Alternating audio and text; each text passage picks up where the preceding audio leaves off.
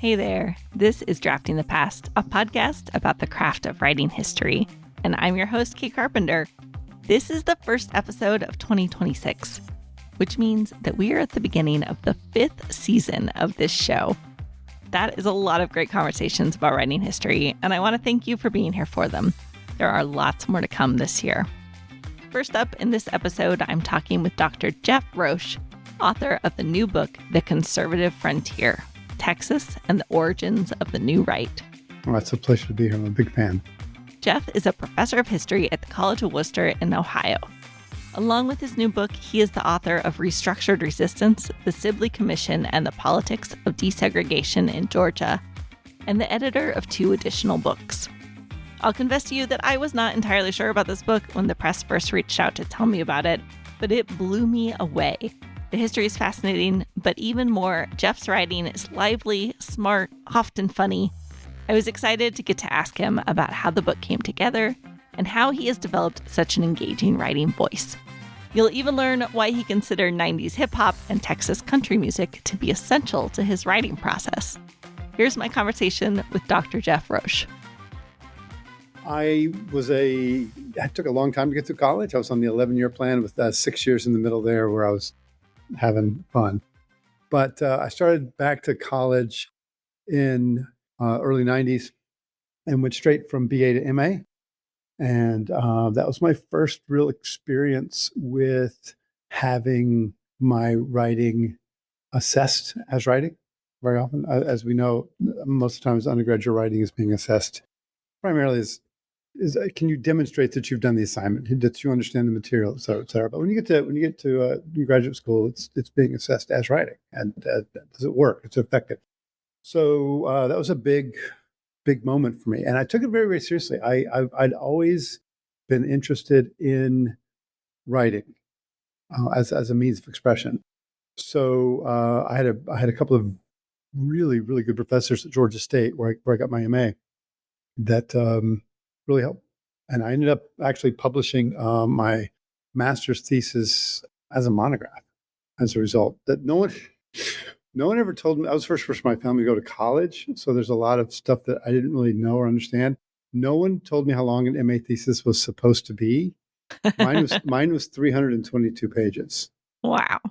Yeah. I bet your advisor was very excited about that. He never said anything different. He just let me go. So I didn't know. Like I said, I didn't know any better. I was having a really good time with it.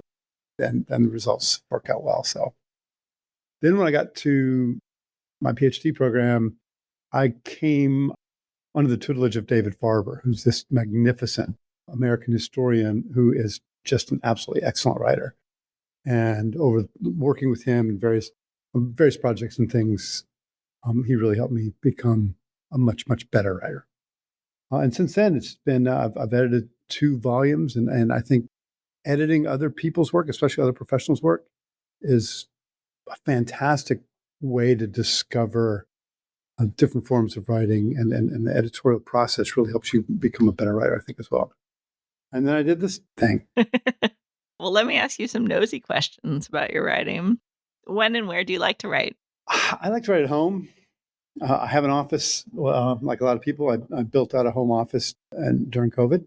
So I work there. I can do sort of grunt work, processing notes or taking notes out of just kind of anywhere. But when it comes to writing, home. And then on Fridays.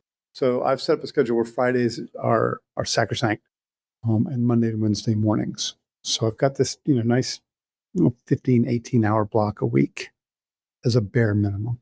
Do you set goals for yourself in that time? No, not really. The process that I use for writing is one that I can get done. I can get done in a matter of hours and just sort of move forward. But I'm really fairly productive on those days. How do you like to organize yourself? Organize myself or the work? Both. So the office is usually very neat and tidy when I start each day, not necessarily by the end of the day. And everything on my computer is very organized. I have to. I'm a collector. So for the Conservative Frontier, for example, I counted them a couple of days ago in prep for this interview. I have 7,000 separate things in the Dropbox folder for this. So you like Dropbox for keeping it all organized? Yeah. You want to hear the story? Sure. I never say no to a story. So when I was working on my master's thesis, I worked at a restaurant in Atlanta as a bartender. We were about to open. It's called Vini Vidi Vici. And the big thing about Vini Vidi Vici was we roasted a whole pig over in the middle of the restaurant each day. Porchetto Orstito was the specialty of the house. And we were, I don't know, 3 or 4 days away from being open. And I would come straight from class to work, and I had my master's thesis on 3.5-inch floppy disks that I kept in my backpack. It was the only copy. And I'd stashed my backpack in my locker, and we were across the street. Oh, and then the fire alarms went off, and the restaurant filled with smoke. And I get across the street, and I realized that the only copy of my master's thesis was in this backpack, which is in this locker. And I literally ran back into the building, and I'm sitting there at my locker, opening my locker, when the firemen showed up, and they come in through the smoke. And I'm just like, I just got to get this. And since then, I've been very, very careful in making sure that I don't keep anything on disks, and now I don't keep anything on my actual computer. It's all stored offsite where I can always find it and get to it. So yes, I like Dropbox. I'm glad that the floppies survived. Did not have to start over. And it turned out it was just we'd roasted pigs and the suet had got into the chimney, and it was the suet in the chimney that had caught fire, not the actual restaurant. Where in the research process do you like to start writing? So I start during note taking.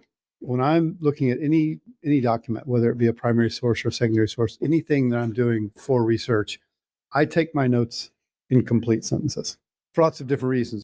One of which, and this has happened to all of us, you'll go back and look at notes that you took 6 weeks earlier, and what at the time made perfect sense, you go back 6 weeks later and it makes no sense at all. So here was a piece of data, here was a thing that you found literally noteworthy, and it's become worthless because you don't know what it means any longer. So I found that writing these out in complete sentences really helps me clarify exactly forces me to clarify exactly what I'm thinking in that moment. So, and I'm writing. And then when it comes time to sort of process those notes and organize them, the initial idea has already been written down. So, and I'm trying to write with clarity as I do that. So there's never sort of a moment where, oh, today I'm going to start writing. It's always, how am I going to organize this data that I've already processed in these complete sentences into something that resembles more than just a single thought? What does that conversion process look like? Do you at some point outline, or just start diving in? So again, I'm a collector, and notes are one of the things that I collect. So the process is, I actually teach this to my students. Once I've gotten several hundred notes, let's say, from a bunch of different kinds of sources, what I'll do is I will make sure that each of those notes has some kind of a notation so I know exactly where I got it. Okay? Because again, how many times have we taken a note, forgot to put the source there, and then suddenly this fantastic quote is lost into the ether. So take all of those and I just dump them into a massive Word file. It'll be 60, 70 pages long. And I just go through. And what I've noticed is, and I think we all do this, human beings work in patterns. Even if it's happening at some subconscious level, we're developing the things that we identify as noteworthy. Something's happening there. Our brain is filtering what we think is important, what's not important. So what I notice as I go through these notes from dozens of separate sources, I'll notice the patterns start to emerge. And then once I see the patterns, what I'll do is I'll give them like an alphanumeric code. And then I'll go back and each one of those notes that has a 1A, I'll just put a little 1A at the beginning. And then I can use the sort feature in Word. And then all of those notes scattered across dozens, hundreds of different sources will suddenly all be grouped together under something, some theme or moment, story that I want to tell. And they're all grouped there together. So that's the very, very rough origins of an outline. It starts with those patterns, recognizing those patterns and grouping them together. And then from there, once you've got them all, you can fine tune it a little bit more. And soon enough, you've got rough paragraphs emerging. And then you can merge those into rough sections. So it's like that. Cool. Time consuming. But I like it. I have never heard anyone describe a process like that, and it sounds really helpful. What does your revision process look like? That's where the fun starts. So the old story, Michelangelo and the elephant, right? I'm going to chip away everything that doesn't look like an elephant. So once I've got a document or a manuscript or a chapter or a section of a chapter into something that resembles a draft. We're not even at a rough draft stage yet. We're just sort of at a draft.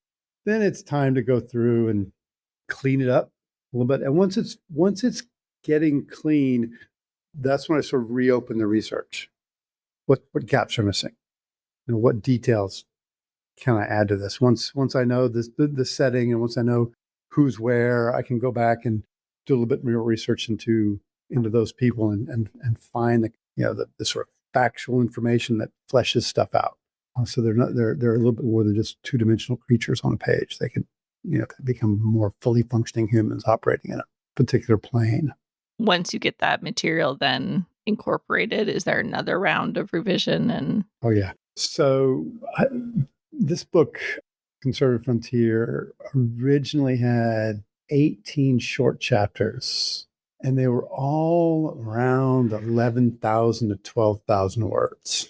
So I cut two altogether, and then I took all the rest and then started slashing, just cutting, because I wanted every one of them to be between 9,000 and 9,500 words.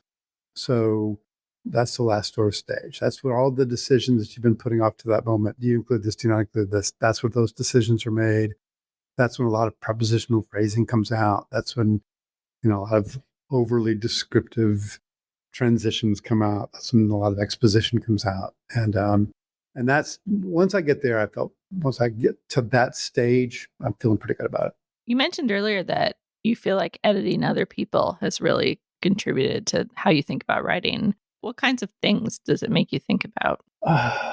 Pretty much every element of the work. So we did, David Farber and I did a book called The Conservative 60s, and I did a book called The Political Culture of the New West. And you're bringing in 10, 12 other voices, other scholars have different interests and they have a different style. As an editor, what I wanted to do with their work was help them express themselves as clearly and convincingly in their voice as I could. So I treat each one of them, very individual. And you have to be very political. Not political, that's the word I'm looking for. You have to sometimes put the velvet glove inside the steel vest, or whatever. I can't remember. You have to tell people you want them to do something that they've done differently, but in a way that helps them be excited about that process. And once you do that enough, and then suddenly you're like, wow, I need to apply the same kind of rigor to my own work. So it's just helping me make sure that I'm as clear and as convincing as and concise as I can be in my own writing by helping other people do that. And it's rewarding. As I understand it, a conservative frontier emerged from your dissertation, or at least it maybe originated in your dissertation, maybe is the right word. I like originated is probably the better verb here. Okay. With that, yeah. And you, not to age you, but you defended your dissertation more than 20 years ago. 25 years ago, yeah. I'm curious what that process looked like of working on this book over the course of 2 decades. How do you think it was different than it would have been 20 years ago? The dissertation was not particularly good. In fact, it was kind of crappy. I was married, had a child, and I had to get it done, and I had to get it defended. So I did those two things. I got it done, and I got it defended. And I knew that I had a luxury of time, because I already had a book out. And by this point, David Farber and I were in the midst of putting this edited volume together. So there was a little pressure off, which may have led to the longer delay. And once it was done, I didn't even look at it for a decade. I did the Conservative 60s book, and I did the Political Culture of the New West book. And then I went back to it. And the original one was really focused in on the 60s, because that's kind of, David Farber was a historian of the 60s, and I was interested in 60s conservatism in graduate school. And in the interim between sort of the late 90s and the early 2010s, we had, as a field, political historians had begun moving the conservative movement back even further. So when we came out with the 60s, that was, oh my gosh, the 60s were conservative. And that was a big thing in 2001 or 2000 whenever that came out. But 8 years later, that was not necessarily the case. So I was interested in pushing the narrative further back.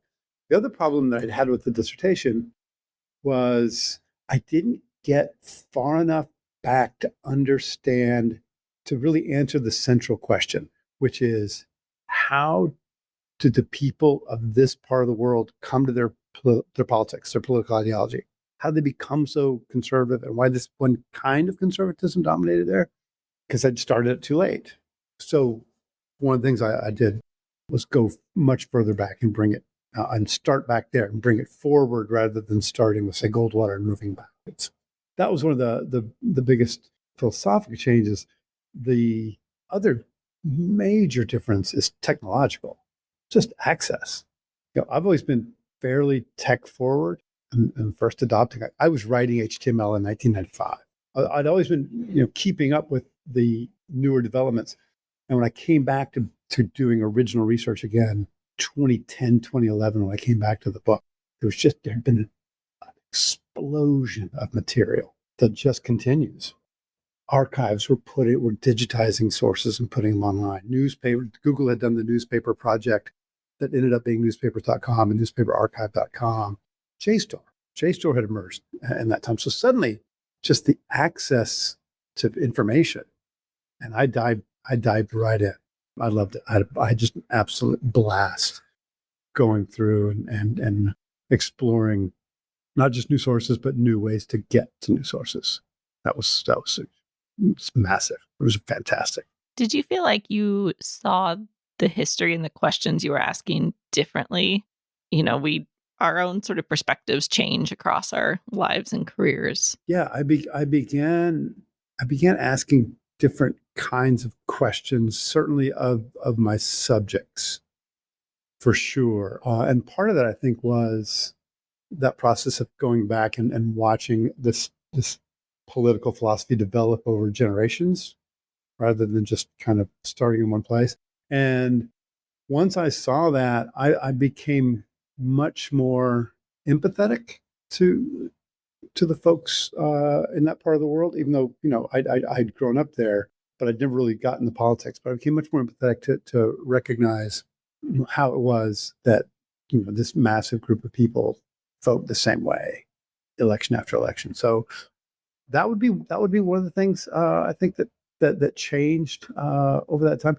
The other is just kind of becoming much more comfortable with who I am as a scholar, because I could afford to. I had tenure, right? I mean, I had a good job, wasn't going anywhere. My wife has a good job; she was going anywhere. So there was a level of comfort that I was afforded that helped me take the time I needed to take to get to know the subject a lot better. So while there was a couple of major sort of historical questions, there were hundreds of smaller ones that I had the luxury to answer. To talk in more detail about the book that resulted, I asked Jeff to read an excerpt from his new book and answer some questions about it for me. Here's Dr. Jeff Roche reading from the start of Chapter 2 of The Conservative Frontier. Timothy Dwight Hobart was a respectable and tidy man, an upstanding young citizen of an equally respectable and tidy New England village, Berlin, Vermont. Hobart men and women had been spreading across New England, founding tidy towns, settling tidy farms, and founding respectable schools and churches since 1635. Almost all of them were farmers, preachers, or teachers, or some combination of the three. Timothy was born in 1855, the son of a farmer and a school teacher. He started his own farm in his teens. At 29, he was running his farm, supervising Berlin's one-room school, and handling the village's finances. He was single and still lived with his parents. One day in 1882, T.D.'s cousin, Ira Hobart Evans, flamboyant wheeler-dealer from one village over, flew in from Texas, spinning thrilling tales of daring railroad and real estate deals. Timothy sat spellbound. Within weeks, Berlin's favorite son and most important bureaucrat ditched the do-gooder life and lit out for Texas. Unlike the thousands of other young men heading west in those years, seeking adventure on the trails or in the mountains, Timothy wasn't going to be a cowboy or gold seeker. He was going to sell real estate in the nation's most speculative market and on its wildest frontier. A self-taught surveyor, Hobart spent his first 4 years in Texas living out of a tricked-out wagon, bringing tidiness and respectability to the lands of West Texas.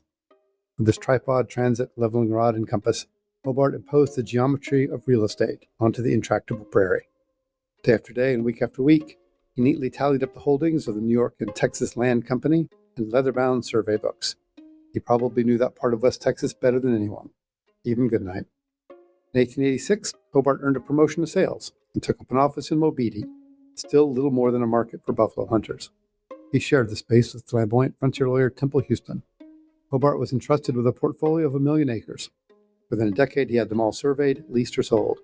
At 41, he was a real estate legend, and he was just getting started. What went into writing these paragraphs? A lot of work. The short answer, it was a matter of finding just little pieces of factual data, and then organizing them in a way that can help a reader get a sense of who this guy is. He's an important figure in the history of the region, an important figure in this part of the book. So I wanted to get certain things across to the reader. One was, how organized this guy was. And he was. He was incredibly organized. The survey books, you can still see them. They're still there. You can go look at them. And that he was going to bring something new to this part of the world.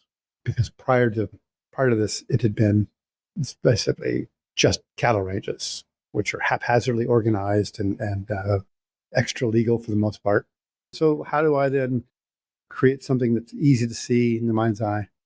You can sort of get a sense of this guy. And then, again, just take little pieces of information and put them into an order that makes sense and paints a picture, I guess. I want to talk about voice with you. Sure. I feel like this excerpt isn't even necessarily the best example, although you can certainly see it here. But your writing voice in this book is so great. It's Thanks. warm and chatty and kind of casual. I feel like it's the kind of book that people might call voicey, which is not necessarily a helpful I've never heard that term before. But the author's voice is really there and it's engaging. And I think that's part of why this is a real pleasure to read, especially when compared to a lot of political history. I'm curious about how you developed that voice. Is that something you did consciously? To some degree, yeah. I got called folksy last week. That's the first time I've ever been described as folksy. I thought that was interesting. Yeah, one of the what this is like. So you write something and then it gets to a certain point where you'll share it and you send it to friends. You say, do you mind reading this? And almost without exception, one of the comments that my friends are going to be is like, they could hear me when they read it. So it was very, very important to me to sound like me, to use phrases that I would use metaphors that I would use, to make cultural references that I would make, and not try to sound like anyone else. So that was part of the second part of developing the voice, particularly for this book, is I had an audience in mind when I was writing it. So I'm envisioning that reader. So when I'm making choices for, say, a metaphor or just a turn of phrase, I could, will this person get it? Or how much do I need to explain to this person? Will they get what it is that I'm saying? So that was the second part of the voice for this book. But yeah, I write in this voice. I write emails in this voice. It's the only one I have. How did you think about the audience? So from the beginning, when I signed on with University of Texas Press, we agreed that it was going to be a trade book rather than necessarily an academic monograph. This is a book that was going to be written for and marketed as a book for a popular audience. And I remember in graduate school, we had the history department had invited in 3 or 4 acquisitions editors from academic presses to speak to the graduate community. Some sort of really cool kind of workshop that Wyndham put on. And one of them said, if you want to sell books when you get out of graduate school, write about Texas or write about California. And the reason that they said that is because these are 2 very big markets. And these are populations that like to read their own history. So my audience in my head was a Texas Monthly subscriber. It's a very popular magazine there. It's witty. It's well done. Its readers are historically minded to some degree. They do care about Texas. So I had them I had them in my head when I was writing. And I lived there. I lived for a while. So it's a part of the world that I think I know pretty well. How did you think about the narrative structure of this book? Yeah, this was tough. I'm not gonna lie. This was the first. How did I put this thing together? I'm trying to remember. Sorry, I had a year leave in 2015, 2016, and that's when I really sat down and started writing. I'd been collecting for the previous few years. So I really sat down and I tried to crank out a draft, and I put out, I think, first three chapters of the book, and they were insanely long and terribly dull. And I sent them to my editor Robert, and he said, "Yeah." He basically said the same thing. These are really way too long and very, very dull. So he suggested that I read this book called Boomtown, which is about Oklahoma City, and it's a really kind of cool journalistic-y book, but it was short chapters in 3 or 4 sections that moved forward by telling stories. And then, boy, once I read that and then decided that was the route I was going to go. The narrative fell into place, and the 3 sections of the book became much more obvious than they had been before. So it was the process of converting all of this information, rather than a 6-chapter monograph, into what was originally an 18-chapter trade book. That's how the narrative emerged. It's so freeing to just say, I'm going to write 12 paragraphs on this, and then I'm going to stop writing about that and move on to something else. I'm going to write 12 paragraphs on that. So that's the way it developed. I want to talk a little bit more about your editor, actually, because I noticed in the acknowledgments your thanks are pretty effusive to him. As someone who has edited other people, I'm sure you have an appreciation of good editorial work. What was that relationship like? It was very good from the very beginning. Robert Devins, who's now he runs the University of Texas Press, but then he had just came on, and we met. I think we met at the Portland WHA, which is the Western History Association. I think we met there, and we hit it off.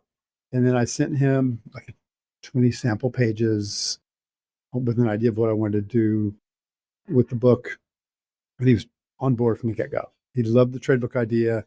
My Devins email folder, there's hundreds of emails, and he's never been hesitant, seemingly, to call me out when I'm going over the top, or if I'm doing screwing up somehow, or pushing the boundaries a little bit. And I've never been afraid to defend myself if I thought so. We would have discussions and disagreements on certain things, but we always hashed it out.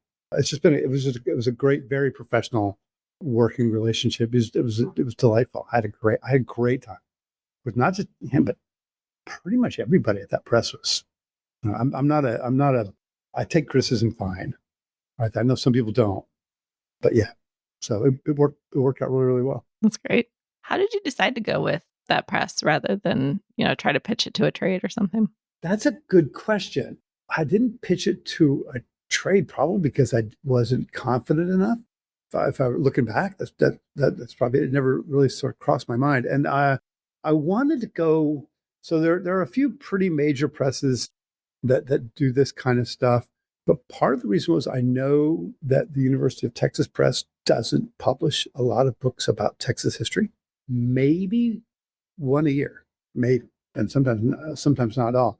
And Devins had just come from Chicago. He was from the University of Chicago Press. And the things they were doing at the University of Texas Press, I was really impressed with. They were doing lots of cool stuff with music. They were doing great architecture stuff. It was just a really well-rounded operation. And I knew that if I'm sort of the only textbook, I would get attention. And they were excited. They were excited about this thing from the get-go. And I had a contract within weeks of meeting Robert. So yeah, that was it. And I wanted to go with a press that I knew would support it. A lot of people, they'll and it's a great press too. I mean, so I think there's a lot to be said with finding a press that wants to work with you And together, I could not be more pleased with the product. It looks good. It's a good looking book. I want to ask one more question about the book itself. This is a totally selfish question as a person struggling to figure out where where to end a project. But Okay. you end the conservative frontier in the 70s with Reagan, but of course, conservative in Texas ongoing. How did you decide where to end? There were a couple things that motivated that decision. One is I was really just interested in what I was referring to, and some other people use this phrase, but it was the one that occupied my mind: the DIY, right? The grassroots folks, the people who are putting it together from the ground up, the ones that are going to the meetings and reading the books and doing everything that they're supposed to do. And the mid 70s, that falls away in the movement. The movement becomes national. Professionals move in, and they didn't interest me, as much. That's probably the big reason. And then the other reason was I really just wanted to describe the beginnings of this, how it came about. And by 76, it's about Reagan is going to crush it in Texas in 80 and 84. And I think the last Democrat presidential candidate to win Texas, I think it was Carter. I should know this off the top of my head, but it's not really working right now. But yeah, so yeah, the story had ended. So I knew the story I wanted to tell, and that was a good place to tell it after. And how happily, but yeah. Well, I want to ask a little bit about your influences. Are there other people that you read for writing inspiration? For writing inspiration, I read a lot of fiction, and I love fiction books where I'll see like a sentence on a page, and I'll go back and I'll reread it. Like Michael Chabon, Yiddish Policeman's Union was like this. There's a sentence on every page of that book. How did you put that together? And then nonfiction, I read a lot of essayists. I love Joan Didion, Sacrilege, but Sarah Vowell is one of my favorite historians. I just love the way she puts things together. Ian Fraser, Bill Bryson, people who write for, who write for the masses, but also are clearly taking joy in the art of putting it together. Even more influential is musicians. I listen to music continuously when I'm writing.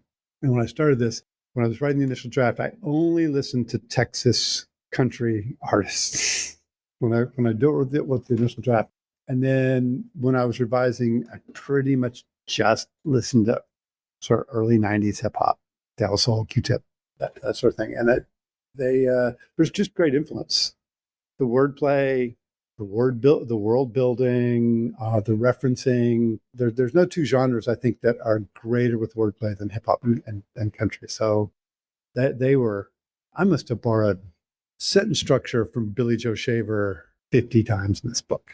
I just love the way that some of these guys turn a phrase. So yeah, those are the biggest influences, I think. What's the most influential writing advice you've ever gotten? That I've ever gotten, and I don't think it was given to me directly, but I remember this vividly, and I tell my junior colleagues this all the time. I was at a conference, I was hanging around the book exhibit, and it was an editor from the University of North Carolina Press, and I don't remember how involved I was in the conversation, or if I was just on the periphery of the conversation, but I remember him telling someone that the advice that he gives to the people who are giving him pitches of their dissertations is some version. You probably heard this on your podcast. Is you've written a dissertation, great. Now go write a book. And that always stuck with me. Always, that these are different things. You're writing a dissertation, you're writing it for 4 people. When you're writing a book, hopefully you're writing it 4,000 people or 40,000 people or 400,000 people. You're not just writing it for this 4 or 40 or 400. So yeah, that really stuck with me. And the other would just, I was so lucky at 3 or 4 times in both MA and PhD, I had classes with faculty, with professors who line edited stuff. And I'm the sort of person that once you pointed something out to me, it's like, oh, this is not you don't want to split these infinitives unless you're trying to do this other thing. I just absorb that and take that. So those kind of faculty who take the time to really sort of show you what you're doing, what you could be doing better at a sentence or paragraph level, all those micro suggestions add up. into something. Do you apply that in your teaching too? Yeah, absolutely. I usually won't go more than 3 or 4 pages deep because I'm teaching undergraduates. But I have an assignment. I teach a lot of writing intensive courses. And I have an assignment that drives them crazy, that the first thing you have to write is a paragraph. And it's got to be a good paragraph. And if you don't write a good paragraph, you don't get a grade at all. And you can't rewrite that one. You have to produce another good paragraph just to sort of go back and reestablish there's no hacks to a paragraph. They're taught hamburger or something. That's a hack. There's very simple rules about writing a paragraph. You learned it when you were 11 years old. We're gonna go back to that. And then, so yeah, everything I force on myself, I force on my students. Yeah, I'll show them my own edits of my own work to show them this is how much this changed over 3 drafts. So you're talking to people about the conservative frontier now. It's getting a great reception, review in the New York Times, a great review in the New York Times. So that's exciting. That was a fun morning when that came out. Were you surprised? I was a little surprised. I run a small nonprofit called the Monday Night Mile, and it's an event, and we raise money for Chaco Children's Hospital. And our event was the night before. It was on October 6th. And I am in Pittsburgh on sabbatical, and we were renting our house out. So I wasn't even in my house back in Worcester. I was staying in a friend's house. So, we run that. It's a night event, and we ran out kind of late. And then I wake up on the morning of the 7th when the review came out, and I'm stumbling around in an unfamiliar space, after this completely exhausting day the day before. And I open my email, and I don't know if my editor sent it to me or anything. And I'm reading this. I'm stumbling around. And I had to read it 3 or 4 times, and it was a shock. They told me that it might get reviewed, but I never knew when or if. So yeah, it was a massive surprise, pleasant surprise. What are you up to now? Are you working on writing anything new you want to talk about? I am in the process. I'm using a sabbatical. I'm writing a cultural biography of C.W. Post. Yeah, who shows up in Conservative Frontier and piqued my interest. Interesting guy. His dad was a part of Lincoln's funeral guard, and his daughter built Mar-a-Lago. And in between, he knows everybody. It's just this fascinating guy. And I spent my last leave starting the research for it. All the papers that his second wife didn't burn, I'm sure most of them, are in Ann Arbor. So I've, over the last 3 or 4 years, gone to the archive, and I've taken a photograph of every document in his papers that might be interesting. And I am in the process of going through those. I got through a box yesterday, actually. I am looking forward to reading it, so I'm glad to hear you're working on it. Hopefully it'll be done faster than this one was. Well, Dr. Jeff Roche, thanks so much for joining me on Drafting the Past, and thanks for talking about your writing process. Thank you. It was a pleasure. Thanks again to Jeff for joining me in this episode, and thanks to you for listening. You can find links to the books that we talked about and a complete transcript at draftingthepast.com. There you can also sign up for the newsletter or learn how to support the show. But the best way is to tell a friend about it. After all, friends don't let friends write boring history.